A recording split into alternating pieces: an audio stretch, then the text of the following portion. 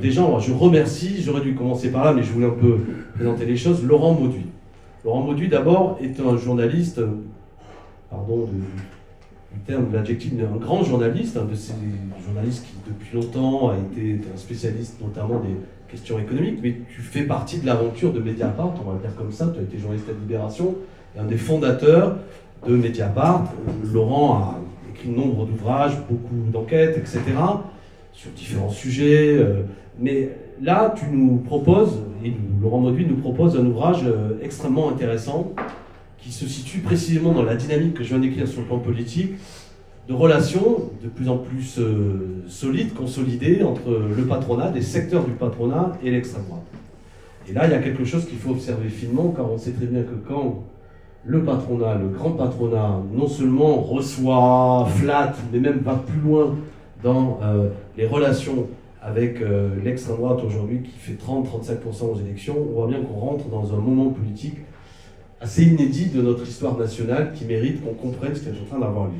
Sur cette présentation, en remerciant encore Laurent d'être venu, je vous propose que Laurent nous présente cela et que par la suite, bien sûr, nous prenions le temps d'un échange, d'une discussion sur la base notamment de son livre, Collaboration, que je vous propose d'acheter, et aussi, si vous l'avez vu, de nombreux articles que tu as fait aussi récemment sur le sujet, ou même de quelques interviews que tu as données. Donc je crois que personne ne te découvre vraiment. Je te remercie Laurent et je te donne immédiatement le micro. Merci Alexis, je suis très heureux d'être devant vous parce que dans la conception citoyenne que j'ai de mon métier, c'est vrai que beaucoup de mes écrits ont pour fonction d'être une alerte citoyenne, donc d'être avec Alexis devant vous, c'est vraiment ce qui peut me faire le plus plaisir. Donc je vais essayer de tenir un propos liminaire une petite demi-heure pour qu'on ait le temps ensuite d'échanger. Peut-être le mieux, c'est que je vous dise ce qui m'a conduit à faire cette enquête. J'avais à l'esprit, depuis toujours, que un enseignement très important de l'histoire, c'est que l'extrême droite n'a jamais accédé au pouvoir sans l'appui, le financement ou le consentement des milieux d'affaires. C'est le cas, évidemment, en Italie en 1922. Les grandes fortunes sont passées du côté de Mussolini bien avant, dès 1915. C'est le cas évidemment également de l'Allemagne, janvier 1933. Avant même janvier 1933, tous les grands noms de l'industrie et de la finance sont passés du côté des nazis. C'est le cas plus récemment au Chili. Voilà. Donc j'avais ça à l'esprit et j'ai eu deux alertes qui m'ont convaincu de la nécessité d'enquêter pour voir la réalité des connexions entre l'extrême droite et les milieux d'affaires. La première alerte, ça a été les législatives de juillet 2024, pour une raison assez simple à comprendre et que vous avez vécu à l'époque, c'est que pour la première fois depuis 2002, depuis le face-à-face Jacques Chirac versus Jean-Marie Le Pen au second tour de la présidentielle, pour la première fois, le patronat a cessé de faire jouer le barrage républicain. Alors, il l'a souvent mal fait jouer. 2002, c'est l'une des fois où il l'a bien joué.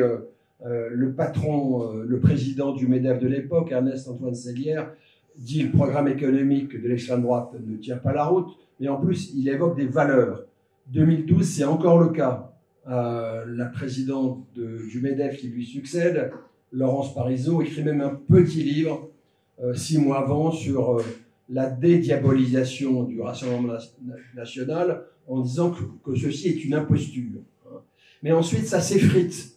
Le barrage joue pour une raison seulement économique. Et ça devient assez problématique parce que les patrons admettent avoir une responsabilité sociale et environnementale, mais d'un seul coup, plus de responsabilité démocratique. Le seul argument qu'ils avancent, c'est le programme de Marine Le Pen est dangereux. Et puis 2024, tout s'effondre. Même cet argument-là ne joue pas. Et vous avez entendu la petite musique que l'on entend à partir de juillet 2024.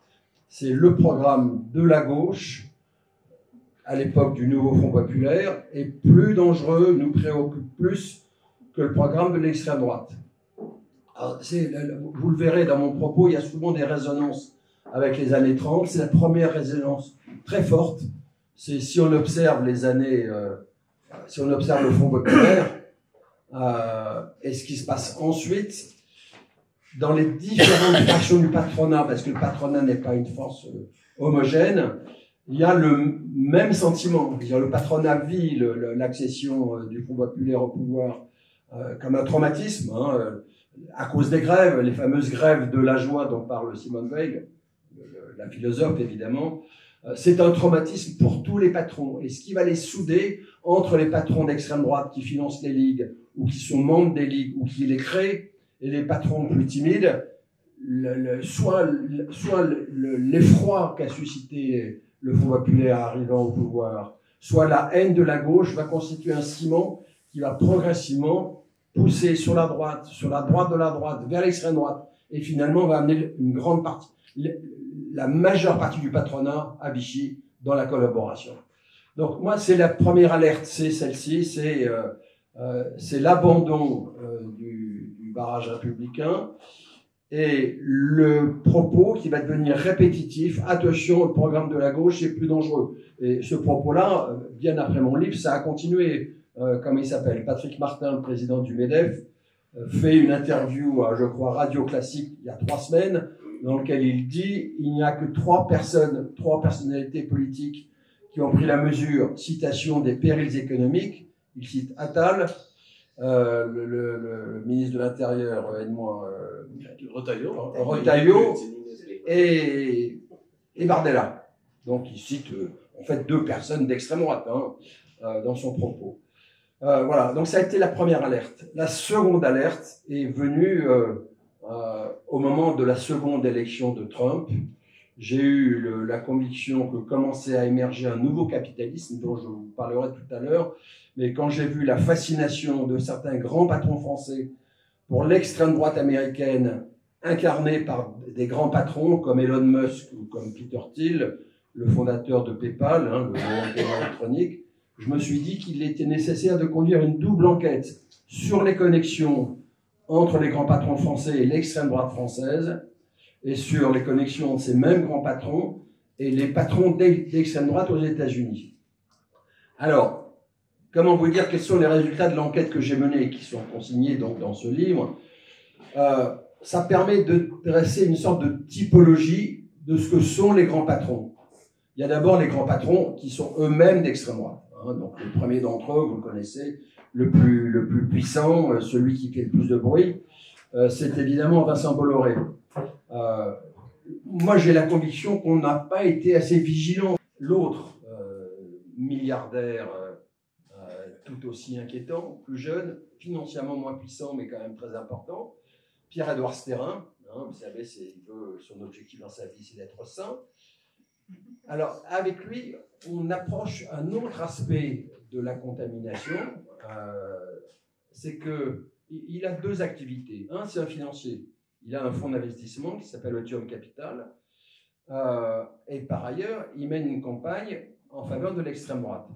Ce qui est assez important à relever, c'est qu'il a beau être très connu comme quelqu'un d'extrême droite, il n'empêche que quand il fait des opérations financières, il a en appui toute la place financière de Paris. Par exemple, la Banque publique d'investissement co-investit avec lui, construit des projets avec lui. Par exemple, Eurazeo. Eurazeo, c'est le plus grand fonds d'investissement français, à peu près 50 milliards d'euros d'actifs. Eurazeo est créé à l'origine par la Banque Lazare, donc la banque la plus chic de la bourgeoisie d'affaires parisienne. Eurazeo travaille également avec Pierre-Édouard Stérin, lequel a mis au point, vous le savez, on l'a appris par l'Humanité, c'est une bonne nouvelle que l'Humanité devienne un journal où il y a des scoops, mis au point un plan baptisé Plan Périclès avec 150 millions d'euros sur la table pour essayer de faire gagner l'extrême droite en alliance avec les éléments les plus droitiers du parti Les Républicains.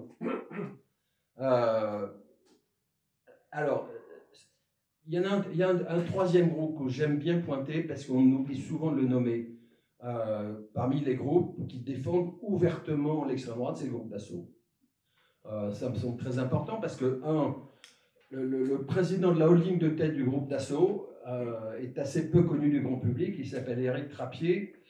Il est par ailleurs président de la Fédération de la métallurgie du MEDEF. C'est lui, comme président de sa fédération, qui a mené la bataille depuis 2002 pour que le MEDEF ne fasse plus jouer le barrage républicain. Et par ailleurs, il pilote donc le groupe et son journal, Le Figaro, et vous vous souvenez que Le Figaro a joué un rôle moteur dans le débat d'idées au sein de la droite et de l'extrême droite pour ce qu'ils appellent l'union des droites, donc l'alliance des éléments les plus droitiers du Parti des Républicains avec le parti de Marine Le Pen. Voilà. Alors, il y a ce premier groupe-là, les patrons qu'on peut identifier comme d'extrême droite. Il y a beaucoup de patrons qui n'apparaissent pas comme tels, mais qui sont en soutien. Le plus important d'entre eux, le plus spectaculaire, c'est Bernard Arnault, donc le plus riche de tous.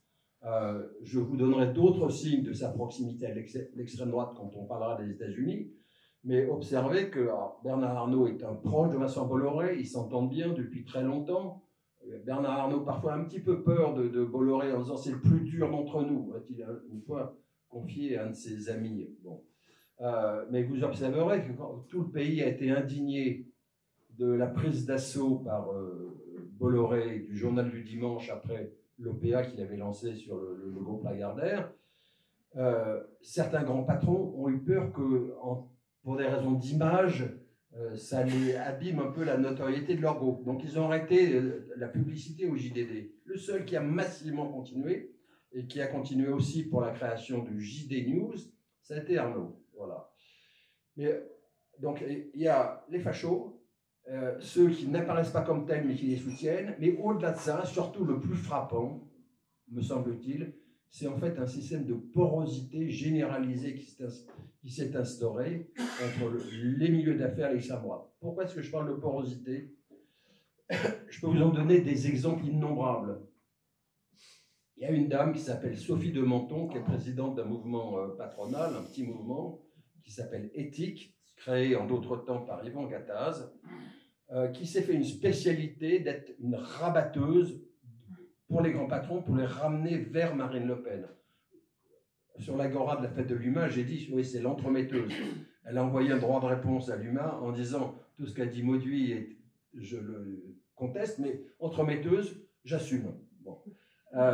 Donc, elle amène des grands patrons vers Marine Le Pen, mais pour faire ce travail-là, elle a besoin d'une apparente respectabilité vis-à-vis des grands patrons. Et donc, elle l'obtient comment? En tenant une fois par mois dans un lieu très chic de la capitale, le cercle de l'Union interalliée, un lieu que connaît bien le CAC 40, elle invite des personnages qui font des conférences. Donc, défile devant elle, elle est d'extrême droite. Son bras droit, jusqu'à sa mort, c'était Loïc Le Floch-Préjean, l'ancien socialiste, qui est devenu ultérieurement, à la fin de sa vie, le conseiller politique d'Éric Zemmour. Donc, on a beau savoir qu'elle est d'extrême droite, défile devant elle, pour faire des exposés, François Villeroy de Galhau, gouverneur de la Banque de France, Patrick Pouyanné, PDG de Total Energy, à son conseil d'administration du mouvement éthique, qui siège. Il y a par exemple une dénommée Maya Attig, qui est la directrice générale, donc la patronne, de la Fédération bancaire française. Elle a beau être d'extrême droite,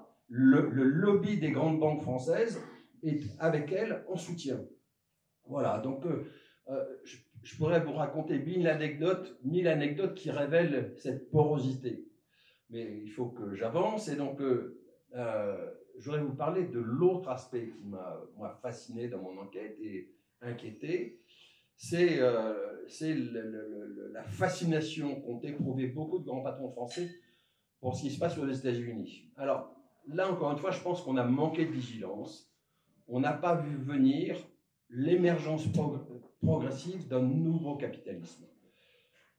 Mon sentiment, c'est qu'il y a eu plusieurs phases du capitalisme depuis la libération. Il y a eu d'abord le capitalisme des Trente Glorieuses, un capitalisme où il y avait des situations d'équilibre et de compromis possibles entre le capital et le travail.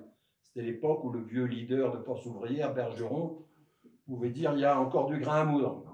Ensuite, on a connu le capitalisme néolibéral qui a instauré une forme de tyrannie du capital sur le travail. Là, le compromis est devenu quasi impossible et on a commencé à vivre une période de régression, donc dérégulation boursière, financière, sociale, fiscale. Vous connaissez la séquence qui commence au milieu des années 80. Là, ma conviction, et vous allez comprendre pourquoi je fais ce détour, c'est que commence à émerger un nouveau capitalisme libertarien. Je vais définir ce mot de libertarien, mais ces symptômes, c'est, pour aller vite, le Brésil de Bolsonaro, l'Argentine de Milei ou l'Amérique de Trump. Pourquoi je dis libertarien? C'est que toute une frange des hommes d'affaires, notamment californiens, commençaient à considérer que l'accumulation du capital et du profit devenait que le néolibéralisme était entré en crise à partir des années 2008-2010, au moment de la crise financière, ne permettait plus une accumulation du capital et du profit suffisant, et qu'il fallait donc passer à une phase supérieure de la dérégulation, plus de règles. Pourquoi est-ce qu'on m'emmerderait à m'empêcher d'user de la fracturation hydraulique, même si c'est fait des dégâts ravageurs pour l'environnement, si je sais qu'il y a du gaz de schiste sous les pieds? Pourquoi est-ce qu'on m'empêcherait de remettre en cause la souveraineté monétaire des États si je sais qu'avec les crypto-monnaies, je peux faire des profits insensés? Donc voilà, et toute une frange d'hommes d'affaires se sont mis à rêver d'un capitalisme sans règles, et même d'un capitalisme sans la démocratie. C'est ça le capitalisme libertarien. Et je dis qu'on a manqué de vigilance parce qu'il y a eu notamment, alors le cœur du capitalisme, de ce capitalisme, c'est les grands oligopoles numériques. La gamberge commence il y a 20 ans. Donc il y a deux hommes d'affaires qui ont beaucoup compté dans cette histoire, c'est Elon Musk, que vous connaissez, Peter Thiel, qui est moins connu, mais qui est donc le fondateur de PayPal, et le théoricien un peu de ce nouveau capitalisme, c'est Peter Thiel. Peter Thiel écrit il y a 20 ans, donc c'était il y a longtemps. J'en suis arrivé à la conviction que la liberté au sens où je viens de le définir, est incompatible avec la démocratie. Il l'écrit noir sur blanc, je donne dans le livre les références de son billet de blog. Et il est très influencé à l'époque par un blogueur californien qui s'appelle Curtis Yarvin, qui écrit à la même époque, mais que reproche-t-on donc aux nazis? Ce qui vous fait comprendre que le salut nazi d'Elon Musk, le jour de l'investiture de Trump, n'est pas le geste fou d'un bouffon dangereux, c'est l'aboutissement d'un bouillonnement intellectuel ultra réactionnaire. Et ce qui est très stupéfiant et inquiétant, c'est que cette nouvelle théorie, ces convictions affirmées par ces hommes d'affaires, ont séduit visiblement toute une frange des grands patrons français, à une frange assez particulière, c'est-à-dire les patrons des groupes les plus internationalisés, notamment qui ont des filiales aux États-Unis. Au début, les grands patrons français, lors de la première élection de Trump, l'ont considéré un peu de haut, trouvaient qu'il avait des manières un peu brutales, et puis finalement, les baisses d'impôts leur ont fait gagner tellement d'argent, notamment à leurs filiales aux États-Unis, qu'ils ont fini par être séduits. Et donc, du coup, pour la seconde élection, ils ont tous essayé de jouer les coudes pour essayer d'avoir leur place le jour de l'investiture. Donc, celui qui est arrivé le premier, c'est Bernard Arnault. Il pensait en 81 que les soviets allaient arriver en France, donc il s'était réfugié aux États-Unis pour faire la promotion immobilière, et donc il a fait la connaissance de Trump à cette époque. Et donc il est en première loge, mais les autres, vous les connaissez, il y avait aussi Rodolphe Saadé. Pareil, ils sont tous patrons de presse. Il y avait aussi Rodolphe Saadé, le patron de CMA-CGM, le groupe de transport maritime, le géant mondial, qui est aussi propriétaire de BFM TV, La Tribune, etc. Patrick Pouyanné et d'autres. L'allégeance qu'ils ont fait n'est pas une allégeance momentanée. Même après le geste, le salut nazi de Musk, ça n'a découragé personne. Même après le relèvement des tarifs douaniers, ils ont continué à dire, confère la déclaration de Bernard Arnault, il serait temps de slasher l'administration. Slasher, c'était vraiment un clin d'œil à Milei et à l'homme à la tronçonneuse, qui avait, voilà. Et alors, les gestes le danger libertarien n'est pas seulement la sympathie que certains grands patrons français ont pour ce modèle qui commence à émerger. Il se passe, ou il risque de se passer la même chose que ce qui s'est passé avec le capitalisme néolibéral. Vous savez, il y a une vague qui submerge en France le capitalisme des Trente Glorieuses au milieu des années 80 et progressivement, par le biais notamment des privatisations et de la montée dans le capital des films du CAC 40 des grands fonds d'investissement étrangers, le capitalisme néolibéral est arrivé en France. Et on sent que les choses risquent de se passer, en tout cas c'est un des enjeux des mois et des années qui viennent. Le virus libertarien risque de contaminer une partie du capitalisme français.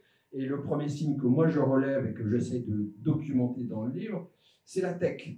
Sans grande surprise, beaucoup d'entreprises de la tech française qui étaient très pro-Macron dans le prolongement du mouvement des pigeons après, vous vous souvenez du passe d'armes avec Hollande, la tech a globalement basculé à l'extrême droite. Et je raconte beaucoup de réunions de travail ou même de meetings entre des patrons de la tech française et Bardella. Alors, je fais beaucoup d'allers-retours dans le livre, beaucoup d'allers-retours historiques, parce que c'est vrai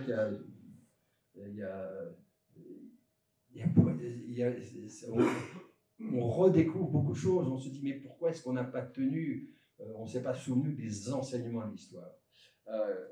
Comme il me reste 5 minutes, j'aimerais dire un mot de conclusion. J'ai été moi très frappé dans ces va-et-vient historiques par un livre, qui est le livre de Johann Chapoutot sur l'accession de Hitler au pouvoir. Je dis bien l'accession et non pas la prise du pouvoir de Hitler, parce que Chapoutot montre l'inverse. Hitler n'a pas pris le pouvoir, on le lui a donné, ce qui est totalement différent. On le lui a donné, et tout le livre formidable de Chapoutot est de montrer qu'on est, chose égale par ailleurs, Marine Le Pen n'est pas Hitler, mais on est dans des situations de jeu politique qui sont très comparables entre la fin 1932 et le début 1933 en Allemagne et la situation d'aujourd'hui. Donc Chapoutot joue à nombreuses reprises de la comparaison. Il dit, regardez, il y avait un milliardaire qui détenait 1200 journaux en Allemagne et qui faisait une campagne constante pour l'extrême droite. Regardez, il use d'un oxymore, mais on comprend bien ce que ça veut dire. Regardez l'extrême centre.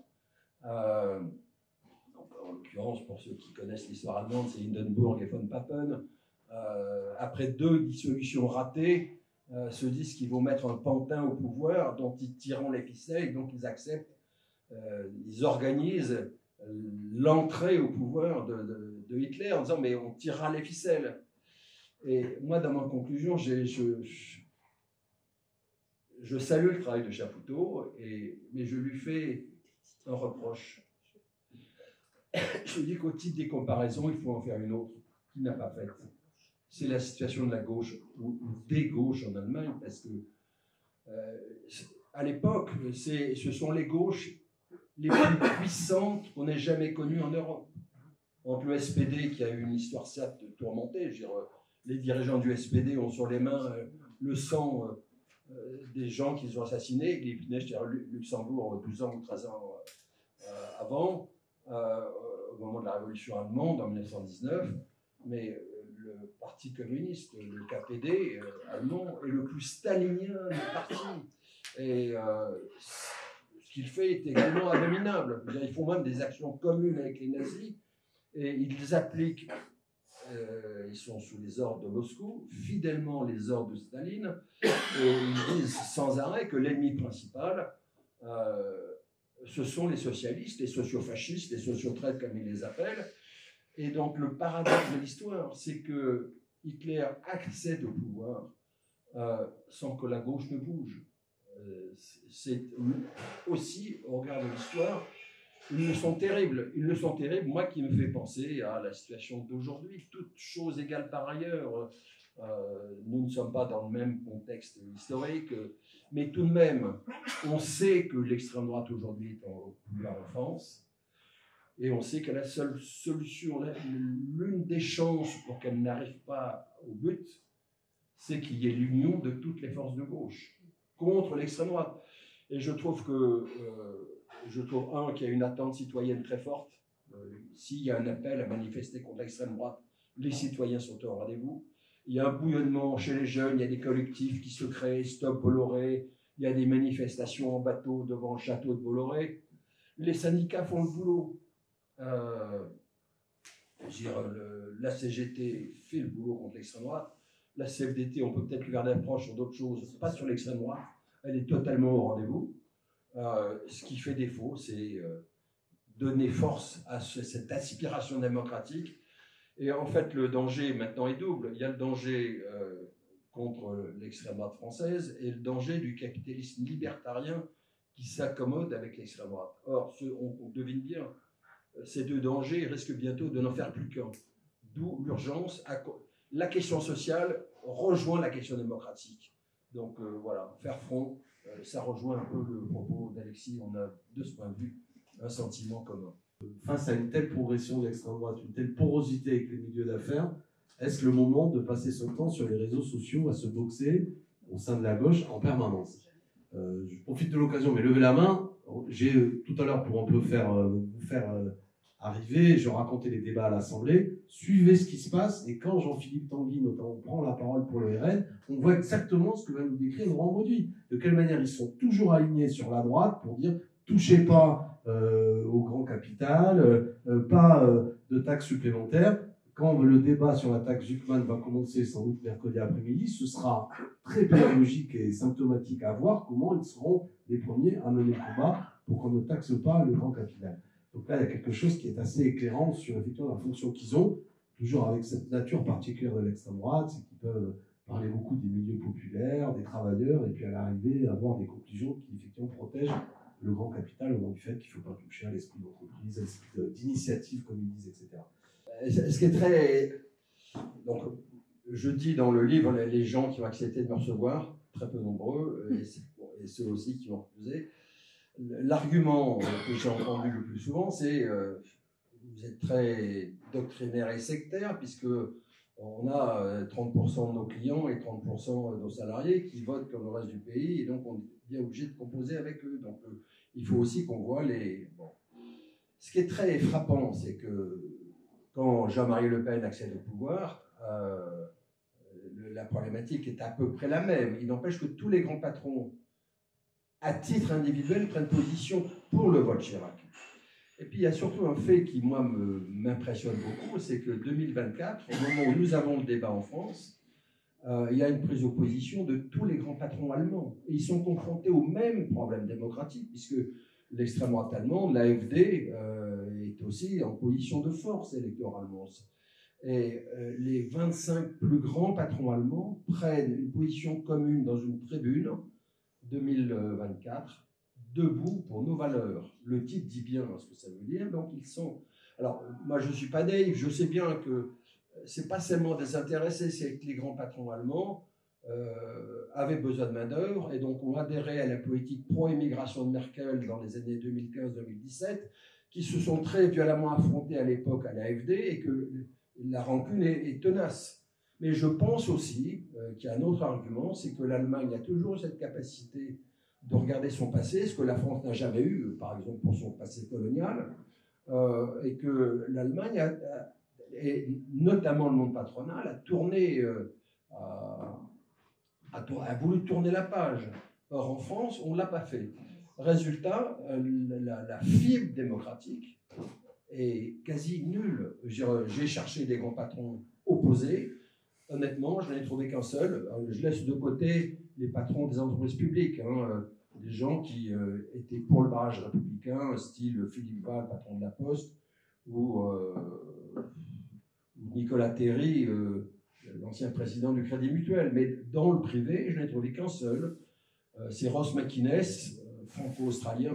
Sa double nationalité fait peut-être qu'il n'est pas totalement du sérail. Il m'a dit, voilà, moi j'ai des convictions économiques très libérales, mais j'ai aussi des convictions démocratiques. J'ai d'ailleurs, vous pouvez l'écrire, j'ai voté Nouveau Front Populaire.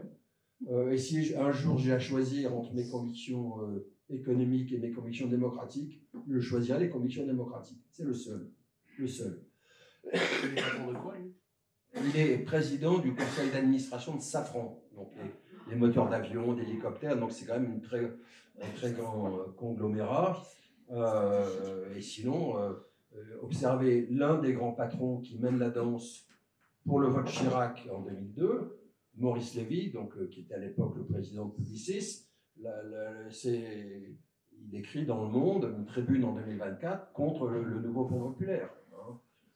Et donc il y a vraiment un mouvement de bascule très très important et inquiétant. En fait, quand la première fois, après la loi Sapin, donc 1992, donc la première fois qu'on a le détail des financements via la Commission nationale des comptes de campagne, on découvre que 2 groupes ont financé, qui sont le patron facho des péniches, j'ai oublié son nom, qui était militant au Front National, et une autre entreprise. Voilà. Donc les financements, je ne sais pas, je ne pense pas, je pense que ou alors c'est occulte, il faudra les trouver, mais donc voilà. Non, je pense que beaucoup de grands patrons, il faut bien voir le cheminement intellectuel du monde patronal. La plupart des grands patrons étaient pro-François Fillon. Et au moment du naufrage de la candidature de Fillon, ils se réaxent et découvrent Macron avec bonheur. Et du coup, ils vivent une période où ils sont totalement marouchés de Macron, à tel point que devant, on parle beaucoup du MEDEF, mais l'organisme qui compte le plus, c'est pas le MEDEF, c'est l'AFEP, l'Association française des entreprises privées, qui est un club dans lequel siègent les grands patrons eux-mêmes du CAC 40. Et là, le secrétaire général de l'Élysée, Alexis Kohler, était quasiment une fois par mois, et je le raconte dans le détail, devant les patrons du CAC 40, secrètement, et donc ils ont vécu une période de très grande proximité. La dissolution met les grands patrons en rage. Ils disent d'un seul coup, ce type est fou, l'avenir devient illisible. Et donc, du coup, ils commencent à se dire, tiens, mais il faudra peut-être composer. Alors, certains sont enthousiastes et d'autres, il faudra peut-être se résigner à avoir un gouvernement d'extrême droite. Et de ce point de vue, le Rassemblement national a été intelligent pour la défense de ses propres intérêts. Il a progressivement, depuis 2022, abandonné le discours souverainiste, étatiste, nationaliste, chauvin, qui faisait peur aux grands patrons. Les grands patrons, ce qu'ils veulent, c'est la soumission à 2 dictates, pro-Europe et pro-business. Et c'est vrai que le discours public du Rassemblement national, même si, au fond, ils n'ont sans doute pas changé de doctrine, mais en apparence, ils ont tenu ce discours pro-patronal. Et donc, du coup, d'où cette rencontre qui se fait au moment des législatives en 2024, et vous vous souvenez que la presse s'attarde sur un événement qui est le fait qu'un ancien grand patron, Henri Proglio, ancien patron d'EDF et de Veolia, on l'a vu déjeuner chez Laurent, donc le restaurant chic du CAC 40, avec Marine Le Pen. Et donc, quand Proglio est l'un des rares grands patrons, ex-grands patrons qui a accepté de me voir, il m'a dit, mais écoutez, quelle tartufferie. Ils ont tous fait pareil. La seule chose, c'est qu'on les a pas vus. Bon. Et je pense qu'il a sans doute raison. En tout cas, l'enquête que j'ai réalisée l'atteste. Voilà, tous n'est pas avec enthousiasme. Certains, c'est par résignation, ce sera sans doute la solution. En même temps, il faut avoir à l'esprit le fait qu'ils rêvent d'un capitalisme plus dur. Et ce capitalisme plus dur, sera socialement inacceptable. Et d'où l'idée d'un système autoritaire. Hein, et donc, cette idée-là chemine beaucoup dans les milieux patronaux. Il faudra un gouvernement. Et moi, je trouve que quand on regarde les 2 grands partis, ou les dirigeants des 2 grands partis, on peut, à chacun, peut relever des turpitudes ou des choses... voilà. Alors, je le dis avec précaution, parce que je trouve que l'heure est plus au rassemblement, surmontons les divisions. Mais c'est vrai que moi, je vis la séquence, là, depuis 1 an, politique, désastreuse, et je trouve que les dirigeants du Parti socialiste prennent un risque considérable en accordant cette survie à un gouvernement qui est quand même très, très antisocial. Et en même temps, je connais trop mon mon camarade Jean-Luc Mélenchon, auquel j'ai consacré avec un confrère un autre livre il y a un an, pour savoir que ces pulsions rassembleuses sont rares. Heureusement, il y a eu le nouveau Front populaire qui s'est reconstitué à toute vitesse, et ça a été heureux, et on a bien vu les faits. Ça a limité très fortement le nombre de députés Rassemblement national, mais en même temps, le nouveau Front populaire a duré peu de temps, et donc voilà, donc je ne sais pas, dire, si on fait les comparaisons historiques, je vais vous dire, moi, mon rêve, c'est qu'il y a des unionistes, c'est très bien, il en faut, mais en même temps, il faut que le peuple bouge. Et si on fait ce va-et-vient entre les années 30 et aujourd'hui, je ne peux pas m'empêcher de penser qu'il y a eu un moment détestable qui a été le 6 février 1934, les ligues d'extrême droite ont manifesté, pas seulement les ligues d'extrême droite. Les anciens combattants du Parti communiste français étaient aussi dans la rue, le même jour, en application des consignes qui venaient de Moscou. Et puis, mais il y a eu une réplique. Après le 6 février, il y a eu le 12 février. Le peuple a tout submergé et les barrages, les services d'ordre qui isolaient le PS d'un côté, la SFIO, je veux dire, et les partis communistes, tout ça a volé en éclats et le peuple, ça a été prémonitoire. C'est ça qui a conduit ensuite au Front populaire. Donc voilà, il faut. Moi, mon espoir, c'est ça, c'est qu'il n'y a pas seulement une union au sommet qui se fera. Il faudra qu'il y ait une dynamique politique et sociale partant de la base du pays qui contraignent les uns et les autres à entendre la raison. Ouais, puis pour pas me défiler, moi je crois qu'on a un poison et il y a un piège devant nous, c'est le piège du présidentialisme. C'est que je vois bien, il y a l'union qui est possible parce qu'il y a des intérêts convergents quand il s'agit d'une dissolution d'une élection législative. Et là, on est dans un moment où on est à 2 ans de l'élection phare où se joue le vrai pouvoir, l'élection présidentielle. Et cette élection qui nous piège politiquement empêche l'union. Moi, je ne sais pas si j'y arriverai, je fais partie de ceux, vous savez, qui essaient de faire en sorte qu'on arrive à une candidature commune de ce côté de l'NFP, pour optimiser les chances d'être au second tour, aux candidatures qui en plus doivent avoir pour stratégie, quand même, si elle est au second tour, de l'emporter. Et je vois bien comment ça bloque à l'heure actuelle. Je passe avec mes amis dans la scène un peu pour des rêveurs.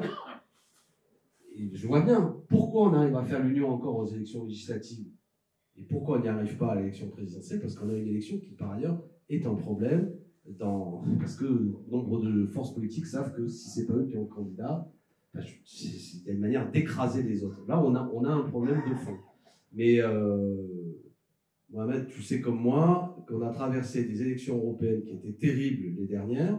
Je pense notamment quand on a beaucoup parlé de la France insoumise et le PS, qui s'étaient dit des choses insupportables.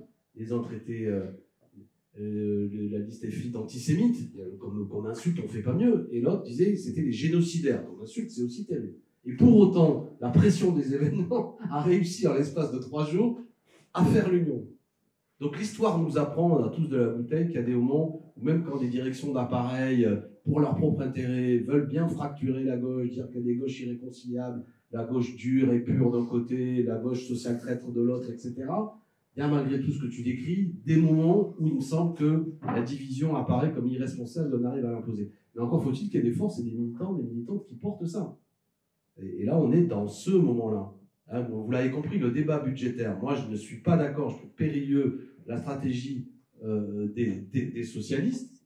Pour autant, à l'heure où j'en suis, peut-être que je vous apparaîtrai comme un peu, comment dirais-je, timoré, mais je ne canonne pas en disant que c'est la grande trahison. C'est un choix tactique, scabreux, difficile, mais dans la période, d'ailleurs je vois, pas d'hypocrisie, au sein de l'hémicycle, on vote tous pareil, le NFP. On mène les mêmes batailles, d'accord? Donc on verra à la fin ce qu'il en est. Bon, donc faut encore trouver les moyens de ne pas en rajouter, même si, évidemment, qu'il y a un débat fort qui peut exister entre le PS, les Insoumis, les communistes, les écolos. Il y a une tendance très clairement de droite catholique radicale, qui est très ancienne. Hein, très ancienne. Alors c'est très dur, l'Opus Dei. La règle numéro 1 de l'Opus Dei et de ses membres, c'est de ne pas divulguer l'adhésion. Mais donc, il y a une personne pour laquelle on n'avait pas beaucoup de doutes, c'était Claude Bébéard, qui était le président d'AXA et qui était le président d'un club très connu chez les grands patrons qui s'appelait Entreprises et Cités, dont étaient membres notamment Vincent Bolloré et Bernard Arnault. Et il y a eu un soupçon très fort d'appartenance à l'Opus Dei, de ce Bébéar qui était un peu le parrain du capitalisme français, et de Vincent Bolloré. La preuve, alors c'est dur pour un journaliste, parce qu'on écrit et on dit en général ce qu'on peut prouver. Et donc là, je ne peux pas le faire. Mais c'est vrai que je raconte dans le livre beaucoup d'indices de proximité avec des sectes religieuses. Voilà. Et c'est aussi ce qu'exprime Vincent Bolloré. Vincent Bolloré a 2 confesseurs. L'abbé Grimaud, vous pouvez googliser le nom, vous verrez, je décris ses activités dans le livre. Et un autre, c'est également des tendances très, plutôt Saint-Nicolas du Chardonnay, hein, très à la droite de la droite. Hein. Voilà. La seconde question, honnêtement, je n'ai pas la réponse. En fait, on va vivre une submersion de ce capitalisme libertarien. Il n'est pas dit que tous les pays s'y convertissent. La France a une capacité de résistance et même quand on s'est converti au néolibéralisme, on a pris du néolibéralisme, en tout cas les grands patrons n'ont pris du néolibéralisme que ce qui les avantageait. Donc les rémunérations exorbitantes des mandataires sociaux. Ils n'ont pas pris la transparence qui allait avec le néolibéralisme, parce que les marchés financiers n'aiment pas les inconnus, ils aiment bien savoir la réalité de la vie des entreprises. Voilà, donc le capitalisme français est resté une sorte de capitalisme hybride, à mi-chemin entre le capitalisme opaque des Trente Glorieuses et le capitalisme néolibéral. Et je pense que dans chacun des pays, le même défi se jouera. Est-ce qu'il y aura une adaptation totale à ce nouveau capitalisme libertarien ou est-ce qu'il y aura des formes de résistance je n'ai pas la réponse. Hier, ces 3 derniers jours, je ne sais pas si vous regardez CNews, j'ai découvert, il y a un film documentaire qui s'appelle Sacré-Cœur, fait par un type qui avant était chanteur de boys band d'ailleurs, qui s'est découvert une foi religieuse très forte et qui est montré dans des cinémas à Marseille. Hein, et il y avait une salle municipale qui voulait projeter. Et les organisateurs de la salle municipale se sont dit c'est tellement du prosélytisme religieux que peut-être qu'on n'a pas le droit de présenter le film. Donc la mairie n'a pas projeté le film. Et alors, CNews en boucle a expliqué que désormais, il y avait un mépris de la religion catholique, que la gauche voulait effacer la religion catholique, voulait effacer nos racines chrétiennes, autour de l'interdiction de ce film, à tel point qu'il y a eu des recours de justice. Et finalement, il a été, le maire, Benoît Payen, a dit non, mais bon, la justice demande de le projeter, je vais le projeter. Mais ils sont restés 3-4 jours en boucle. Là, on n'est pas dans l'Opus Dei, on est face à des grands délirants, parce que le type est un grand délirant, le réalisateur, qui explique qu'il a des cas très précis, dit-il, tout ça c'est à la télé, hein, de femmes qui étaient malades et qui, après avoir vu le film, ont été guéries par son film. Donc là, tu vois ce que je veux dire, on est vraiment dans quelque chose qui est surprenant, mais regardez-le, c'est sur CNews, et tout ça passe en boucle. Enfin, tu vois, vas-y, je te dis. Mais non, c'est plus une question de... Ça va au-delà d'une question de conviction. Il y a un danger social et démocratique très important. Prenez par exemple Pierre-Édouard Stérin. Donc il a son fonds où il spécule. Accessoirement, parmi ses associés, il y a Arnaud Montebourg. Hein, il faut le signaler, c'est quand même déchirant. Stérin et Montebourg. Montebourg a été avec Stérin devant la rédaction de Marianne pour les convaincre de se laisser racheter par Stérin. Bon, mais en dehors de ses activités spéculatives, il y a son fonds de dotation, improprement appelé le fonds du bien commun, qui fait des campagnes financées par de l'argent public, puisque l'argent, si un citoyen contribue au fonds du bien commun, c'est défiscalisé à hauteur de 66% comme les autres donations. Il fait des campagnes contre l'IVG, pour que les femmes restent au foyer. Donc il y a un enjeu social et démocratique dans ce qu'ils font. Donc c'est vraiment une entreprise d'évangélisation à cheval entre les convictions chrétiennes et les convictions d'extrême droite. Donc c'est très très préoccupant. Sur les 2 cas, l'Allemagne d'un côté et l'Italie de l'autre. L'Allemagne, c'est intéressant, je trouve, de se plonger dans l'exemple allemand parce que l'Allemagne regarde son passé très vite. Et la France, non. La France a toujours un problème. Voilà. Je donne une illustration. En général, les gens ne savent pas d'où vient le statut du PDG français. C'est Vichy. Ce sont 2 décrets de Vichy qui instaurent le statut du PDG. Avant, il y avait une gouvernance collective. Vichy l'applique selon un principe, Führerprinzip. c'est le commandement du chef. Si vous regardez le décret d'un dénommé Boutillier, les 2 décrets, c'est quasiment une reprise mot à mot de Mein Kampf. C'est l'autorité verticale, centrale, Führerprinzip. L'Allemagne, c'est la même chose. L'Allemagne, la différence, c'est que on sort de la guerre, 1949, il faut une immense réforme pour tourner la page de l'autoritarisme. Il faut monter des salariés au conseil d'administration des entreprises et ils instaurent donc ce qui deviendra la cogestion allemande. La France ne le fera pas. De Gaulle confirmera les décrets pris sous Vichy et on restera dans un système quasi monarchique dans la gouvernance des entreprises. Ce ne sera que les marchés financiers, longtemps après, qui imposeront une gouvernance duale avec conseil de surveillance et direction générale. L'Italie, moi, m'inspire une autre marque. C'est que, c'est vrai, souvent, on peut objecter, mais regardez, la catastrophe démocratique annoncée ne s'est pas passée en Italie. Je trouve que la remarque doit être prise avec précaution pour une raison. C'est que le régime italien est un régime parlementaire. Il y a des contre-pouvoirs. Et Meloni n'a pas fait ce qu'elle voulait faire. En France, on est dans des institutions radicalement différentes.